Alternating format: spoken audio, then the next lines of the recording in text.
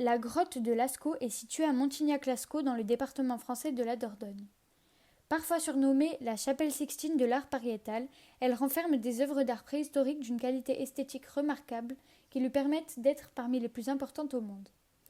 Dans le cadre de l'étude de l'art préhistorique, l'art pariétal désigne l'ensemble des œuvres d'art réalisées par l'homme sur des parois de grottes et des abris sous roches. Classée à l'UNESCO, cette caverne de 3000 m3 constitue ainsi une pièce importante du patrimoine culturel français. Cette célèbre grotte a été découverte en 1940 mais a dû fermer ses portes en 1963 car le surtourisme qu'elle suscitait menaçait l'intégrité de ses fresques. Des répliques de la grotte originale ont alors été mises en place grâce à de nombreux acteurs et grâce à des politiques d'ingénierie culturelle qui consistent au développement des sites et des territoires à partir de toutes leurs richesses culturelles et patrimoniales. Bien qu'elle soit fermée au public, en quoi la grotte de Lascaux soulève-t-elle des enjeux qui concernent aussi bien sa valorisation que sa protection ? Dans un premier temps, nous nous intéresserons aux moyens mis à contribution par une multiplicité d'acteurs pour la valoriser, puis nous nous questionnerons sur la nécessité de la protéger durablement.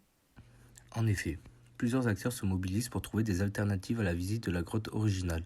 En 1983, les autorités périgourdines fondent Lascaux 2, une réplique en béton de cette dernière située à 200 mètres de l'entrée du site et dans laquelle est présentée certaines de ses œuvres. Le site devient rapidement le plus visité de la Dordogne et accueille en 2011 environ 250 000 visiteurs.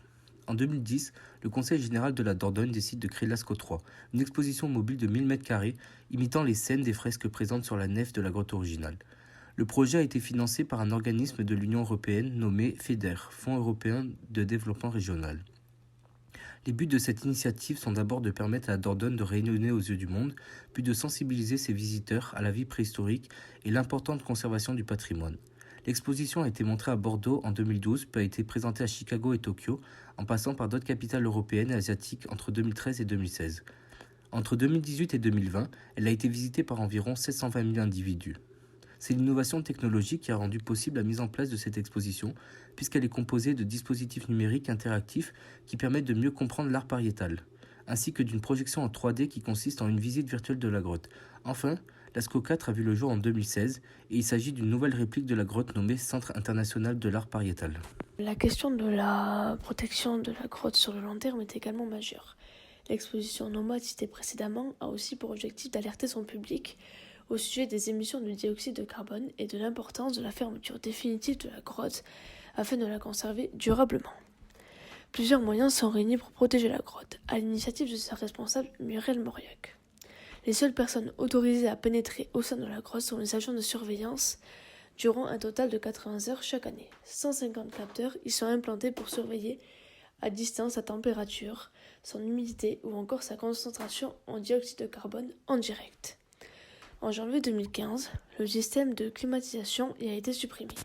La masse de pins, chênes et châtaigniers que contient la grotte crée un réel risque d'incendie. Donc ce qui a notamment donné lieu à un programme de rasage de 193 de ces arbres. Bien évidemment, ce programme de rasage a été mis en œuvre avec précaution. De plus, la route avoisinante a été fermée d'accès et le parking de la réplique Lascaux 2 a été déplacé. En 2010, la création d'un conseil scientifique de Lascaux a été ordonnée par l'UNESCO et il a été mis en application par le ministère de la Culture. Donc en guise de conclusion, nous avons pu comprendre que la grotte de Lascaux est valorisée par plusieurs reproductions d'ingénierie culturelle, comme Lascaux 3 qui a la charge de multiples acteurs. De plus, il est important de la protéger avec une vigilance permanente, afin notamment de la garder intacte pour les générations futures, car elle représente une partie essentielle du patrimoine culturel mondial dans le cadre de l'art pariétal.